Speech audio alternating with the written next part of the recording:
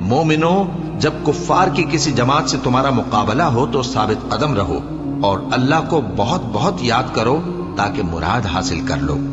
اور اللہ اور اس کے رسول کے حکم پر چلو، اور آپس میں جھگڑا نہ کرنا کہ ایسا کرو گے تو تم بزدل ہو جاؤ گے اور تمہاری ہوا اکھڑ جائے گی، اور صبر سے کام لو کہ اللہ صبر کرنے والوں کا مددگار ہے۔ اور ان لوگوں جیسے نہ ہونا جو اتراتے ہوئے یعنی حق کا مقابلہ کرنے کے لیے اور لوگوں کو دکھانے کے لیے گھروں سے نکل آئے اور لوگوں کو اللہ کی راہ سے روکتے ہیں، اور جو اعمال یہ کرتے ہیں اللہ ان کا احاطہ کیے ہوئے ہے۔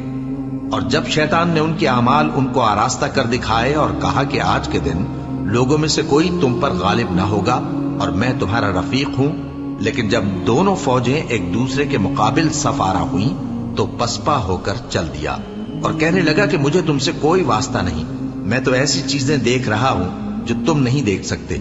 مجھے تو اللہ سے ڈر لگتا ہے اور اللہ سخت عذاب کرنے والا ہے۔